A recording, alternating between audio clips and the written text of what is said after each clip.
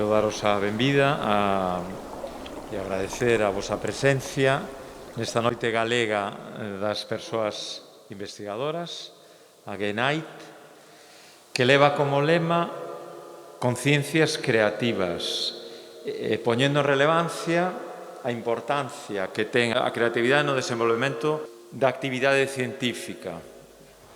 Na ciencia, hai que formular as preguntas adecuadas, imaxinar ou intuir unha posible resposta, é dicir, plantexar unha hipótese.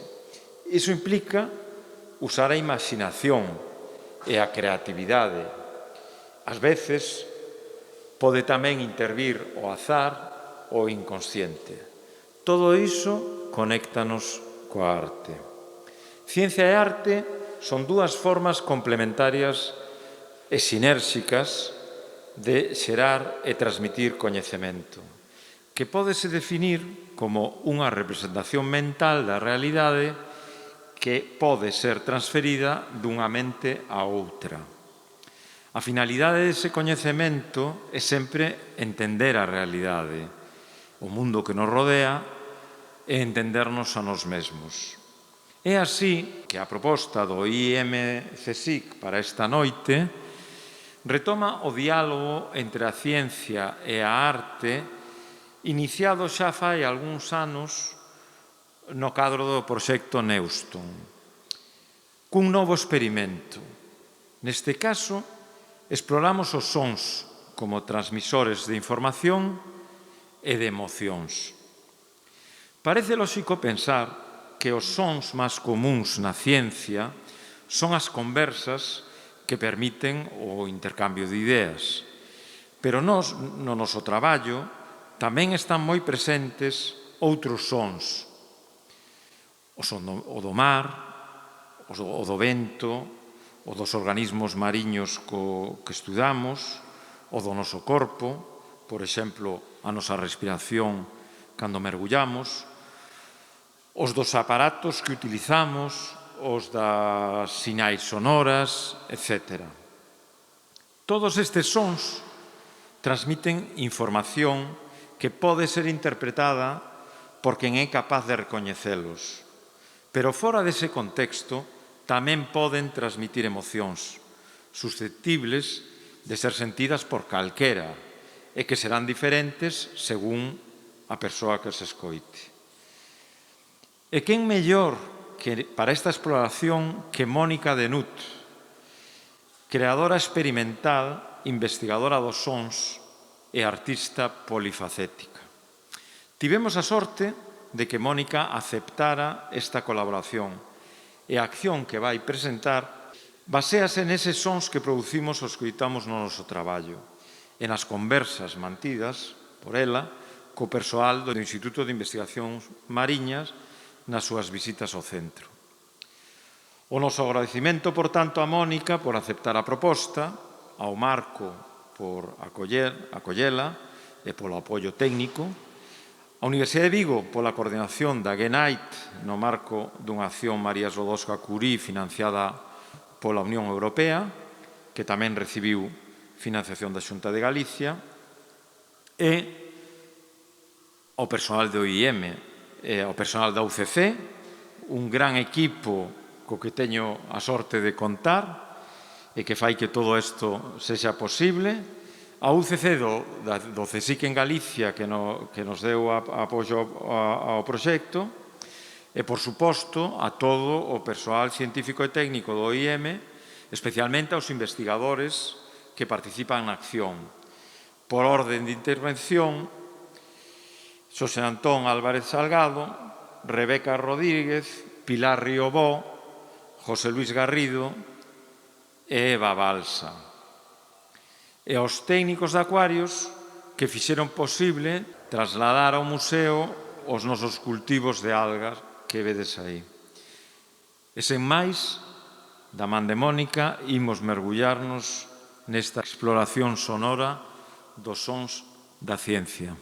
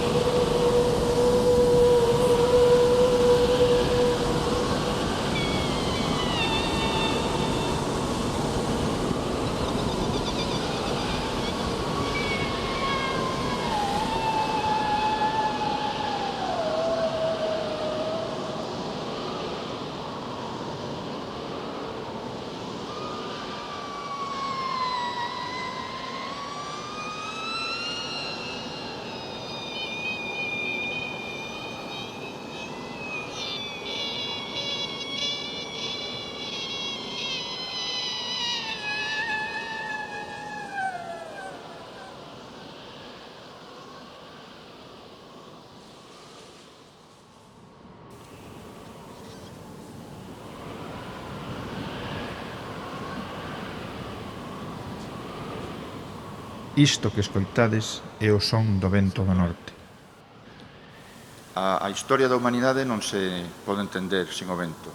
Pensade no Mediterráneo, nos fenicios, nos cretenses, nos gregos, e todo ese intercambio cultural, económico, conflitos bélicos, non houberan ocurrido e, por tanto, a nosa historia non sería a mesma sin o vento que movía as velas deses barcos que surcaban aquel mar.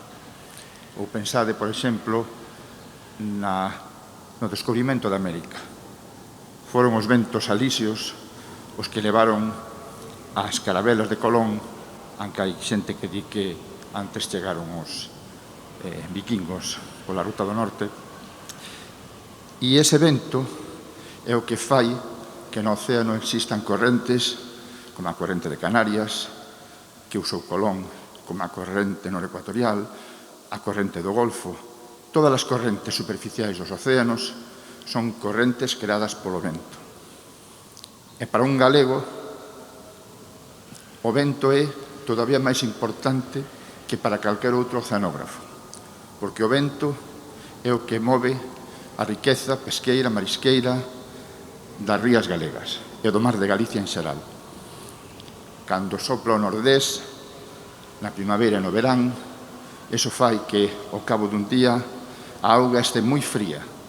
Cando vos metedes na praia, despois dun nordés, non dan gusto ningún facelo. Pero esa é a clave que fai que a riqueza pesqueira e marisqueira de Galicia sea tan preciada e o que fai que Galicia produza nesas pequenas rías o 20% da produción mundial de mexilón, e todo eso se debe ao nordés, na primavera e no verán. É dicir, as rías galegas, o mar de Galicia, son un ecosistema do vento. Pola contra, no outono e no inverno, os ventos sopran de suroeste e cando ven o temporal, en vez de ser algo positivo, pasa a ser algo negativo. Os marilleiros non poden sair, as bateas se rompen, os temporais. Logo, o noso sistema para os mariñeiros funciona co vento e para os oceanógrafos tamén. Nunca encontraredes un traballo escrito por un oceanógrafo galego no que non apareza o vento para explicar calquera cousa, porque é así. E o que máis nos preocupa ahora é que co cambio climático o vento está a cambiar. E como é o vento galego, non se sabe se vai para un lado ou vai para outro. Se vai para un lado a cousa vai ben, e se vai para outra cousa pode ir peor. E iso é o que nos preocupa en ese momento, a ese respecto. Sopla el viento norte y riza el mar, decía Machado en su poema El mar triste, y no iba nada mal encaminado. Si nos trasladamos por un momento a la orilla mientras el sol se va, es casi imposible no sentirlo acompañándonos. Y es que el viento para el océano es un gran protagonista. Uno de los principales procesos que conecta la atmósfera con el océano es la energía que entra en este a través del viento. Por ello, cuando hacemos previsiones oceanográficas sobre cómo se comportarán ciertas regiones, conocer su magnitud y dirección es indispensable, ya sea a nivel local, regional o global. Y realmente, ¿cómo definimos el viento? El viento no es más que el movimiento de aire entre dos puntos debido a diferencias de presión entre estos. Y no hay que subestimarlo, ya que el viento es un gran viajero. A nivel global, llegamos a tener un tipo de vientos que tienen grandes recorridos sobre nuestro planeta, llegando a viajar cientos y miles de kilómetros sobre este. Son los vientos planetarios o globales y guardan una estrecha relación con el movimiento del océano superficial, tanta que a veces parece que el océano lo refleja como si fuera un espejo. ¿Y qué pasa con las olas? Como buen protagonista, como antes mencionaba, la presión que ejercen los vientos sobre la superficie del océano produce este fenómeno, debido a la fricción. El tiempo durante el cual ejerce esta presión, así como el área que afecta y su velocidad, puede resultar en diferentes tipos de oleajes. En oceanografía es difícil escapar de salir al mar y recoger muestras. En esta línea de investigación las observaciones son fundamentales. Creo que una de las mayores experiencias para presenciar la inmensidad del viento viene cuando te subes a un barco y navegas por la mitad del océano. Cuando la previsión meteorológica da rachas de muchos kilómetros por hora y se avecina una tormenta, el oleaje empieza a formarse con olas caóticas y de fuerte pendiente. Y de repente, ¿qué vamos a hacer? Lanzar nuestros instrumentos empieza a estar al límite, pero tenemos que conseguir esa muestra. Pero hay que salir de ahí, porque vienen olas de 6, de 7 o más metros. El barco empieza a moverse cada vez más. Hay que amarrar todo mucho mejor. Los platos y los vasos ya empiezan a deslizarse por el comedor. La gente empieza a hacer equilibrios y parece que se siente mucho más la gravedad. Pero como siempre, todo pasa. Poco a poco, el viento se calma y las olas del mar desarrollado empiezan a hacerse más pequeñas porque la energía se va disipando. Pero una cosa está clara, mientras el barco se mueva, nunca dejaremos de sentirlo.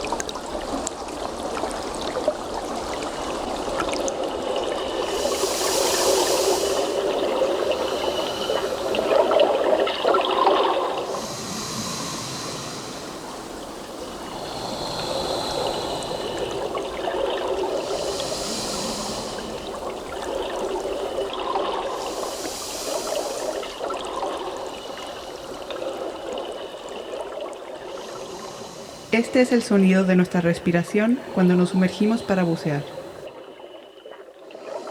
Nos sumergimos en el agua y escuchamos nuestra propia respiración.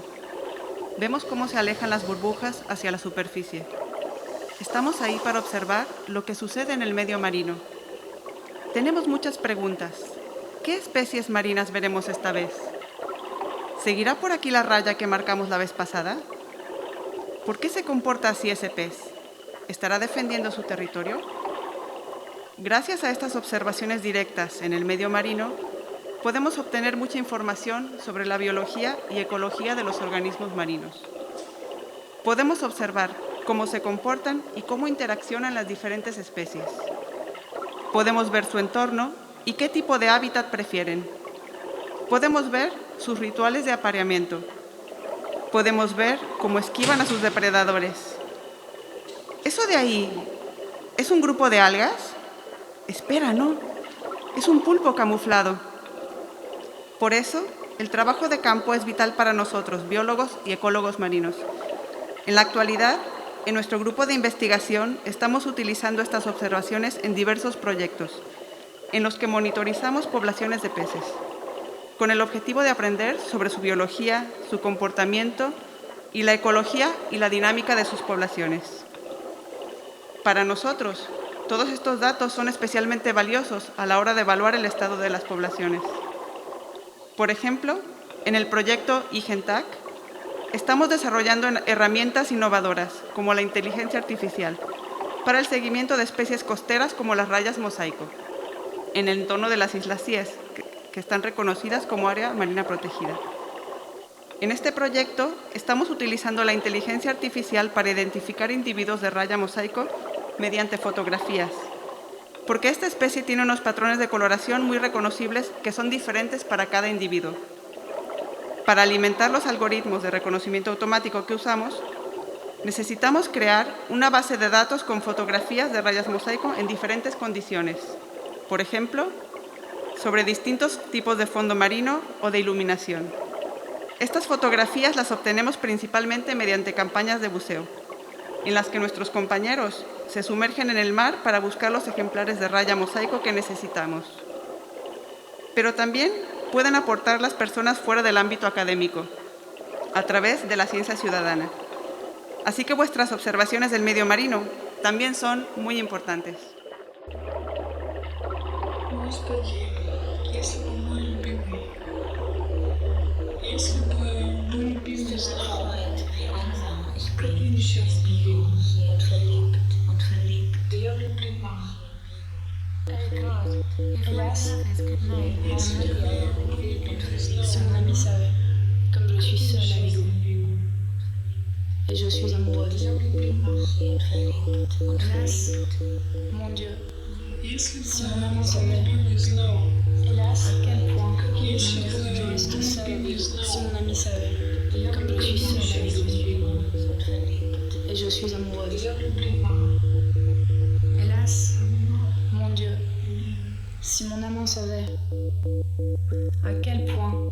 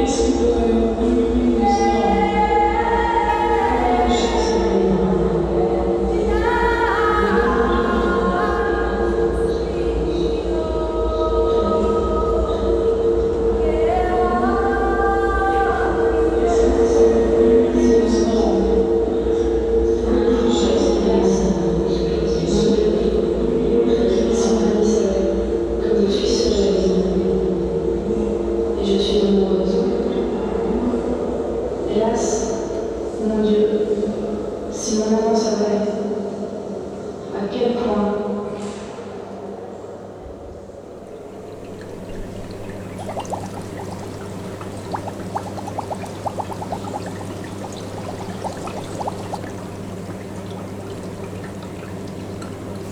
Isto que escoitamos é o son do burbulleo nun cultivo de fitoplancton. Cando escoitamos falar da fotosíntese, do proceso que mantén a vida na Terra fixando CO2 e liberando oxígeno, a maior parte de nós pensamos nas árbores, nos grandes bosques do norte, nas exuberantes selvas tropicais. É lóxico, ademais, porque se sumásemos a masa dos organismos que producen fotosíntese a escala planetaria, as plantas terrestres serían o 98% dese peso. Só un humilde 2% serían organismos fotosintéticos acuáticos, principalmente mariños e maioritariamente unicelulares. Pero esta pequena parte da biomasa é responsable de máis do 40% da fixación do carbono do planeta. Chamamos fitoplancton ao conxunto de organismos fotosintéticos microscópicos que viven na columna de auga e que inclúe a procariotas como as cianobacterias e eucariotas, as que denominamos microalgas. Para estudar o fitoplancton, os científicos usamos dúas estrategias. A primeira é ir a observar a estas criaturas alá onde viven, en campañas oceanográficas que toman mostras que permitirán pescudar onde están, quen son, cantas hai, cales son as características do seu medio. Pero tamén traémolas aos nosos laboratorios, onde podemos mantelas en cultivos. Neles crece normalmente unha soa especie, nun medio cunha composición en sales nutrientes coñecida, baixo unha luz cuxo tipo e intensidade decide o investigador e con frecuencia recibindo un burbullado constante de aire, o CO2, como fonte de carbono. Este control do medio permítenos estudar a fisioloxía do fitoplancton e coñecer a influencia dos factores ambientais nas estrategias vitais destes organismos. Os cultivos sérvennos tamén para obter a biomasa necesaria para poder estudar a súa composición bioquímica. Por exemplo, no noso grupo estudamos os aparellos fotosintéticos de microalgas que conteñen os pigmentos que dan as súas diferentes cores aos cultivos e cuxa estructura frecuentemente é descoñecida. Mentres nos tecidos fotosintéticos das plantas terrestres hai só 2 clorofilas e apenas 7 carotenoides, no fitoplancton detectáronse máis de 14 clorofilas e máis de 200 carotenoides, varios deles caracterizados nos nosos laboratorios e con funcións fotocaptadora e fotoprotectora que permiten a eses extraordinarios seres prosperar no restritivo e cambiante medio ambiente lumínico baixo as augas.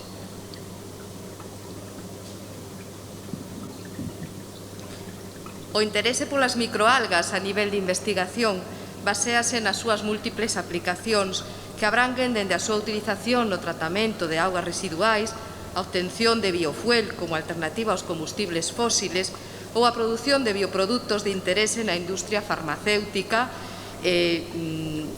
cosmética ou nutrición. As microalgas producen gran cantidade de compostos de interese, entre os que se atopan, por exemplo, polisacáridos, lípidos, pigmentos, proteínas, vitaminas, sustancias bioactivas e antioxidantes.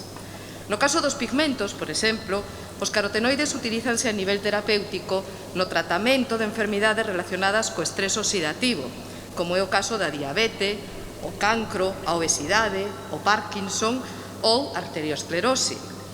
Pola súa banda, os ácidos graxos poliinsaturados como omega 3 actúan diminuindo os niveis de colesterol e previndo enfermidades cardiovasculares. As proteínas que se obteñen a partir das microalgas tamén reducen os niveis de colesterol e algunhas presentan actividade antiviral, por exemplo, fronte ao VIH ou o virus de influenza. Ás veces, con todo, o crecemento de algunhas especies de microalgas pode ter un efecto negativo, causando importantes perdas económicas na acuicultura, na pesca e no turismo, con impacto medioambiental e sobre a saúde humana. E isto débese ao feito de que algunhas especies de microalgas mariñas, en particular dinoflaselados, producen toxinas. O feito de que estas biotoxinas mariñas representen un risco para a saúde humana levou a moitos países a establecer regulacións para controlar a súa presenza en produtos de orixe mariña. De feito, varios países teñen límites específicos establecidos para certas toxinas presentes en bivalvos e peixes, así como metodoloxías para a súa determinación e cuantificación. Atendendo aos síntomas observados en humanos en intoxicacións originadas por estas toxinas marinas, se distinguen 6 grupos: o síndrome de intoxicación paralizante, o síndrome de intoxicación diarreica, o síndrome neurotóxico, a intoxicación amnésica, azaspirácidos ou ciguatera. No noso laboratorio, abordamos o estudio destas toxinas en mostras de microalgas e outros organismos marinos, mediante ensaios biolóxicos e métodos de análise químico.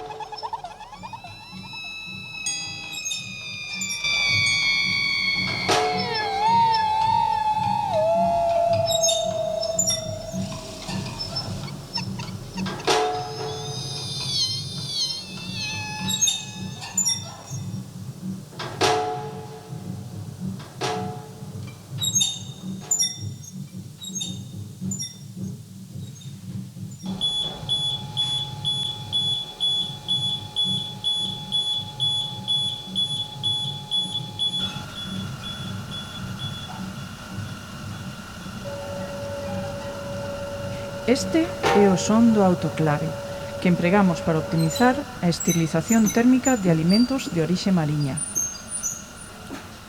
Os nosos sons, portas que se abren e pechan, pitidos, a cremalleira que se desliza baixo o parafuso, bafo, metais, sons da nosa planta industrial a escada piloto, da miña crianza científica.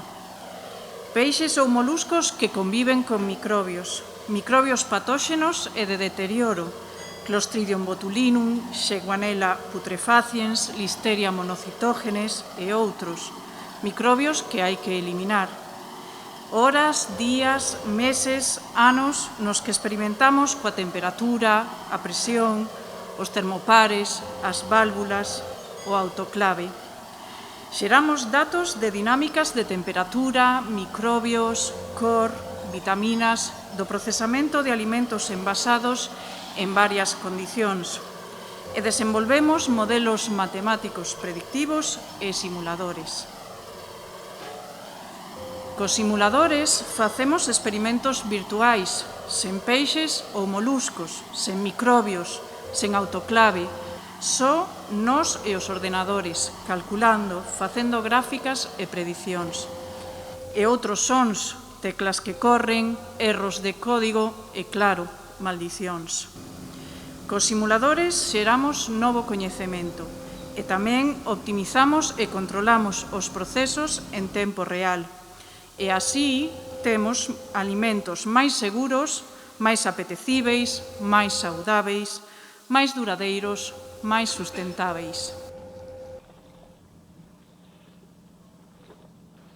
O océano é fonte de recursos, de alimentos e compostos de interese para as industrias biotecnolóxica e farmacéutica.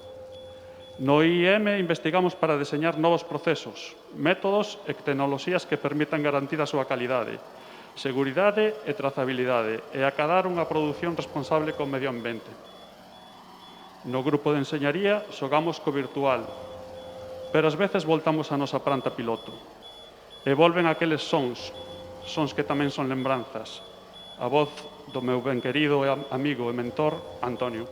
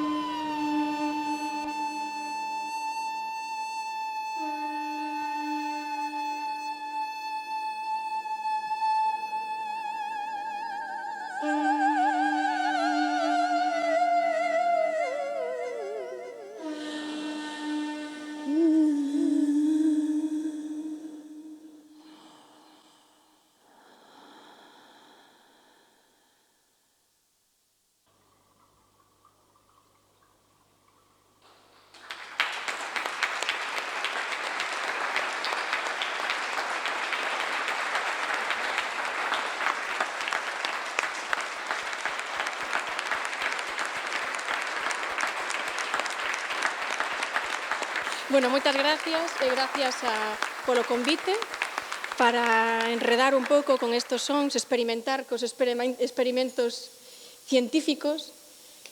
Bueno, gracias ao Marco por ofrecer o seu espacio e a xente que o xestiona tamén tan generosamente. E nada máis, moitas gracias aos asistentes tamén. Gracias a ti, Mónica, por este emocionante concerto. E gracias a todos pola asistencia. Gracias de novo a Mónica. Moitas gracias, Mónica. E a toda a xente que fixo posible que puidéramos desenvolver esta acción, tanto do Marco como a xente do Instituto de Investigacións Mariñas. Gracias a todos.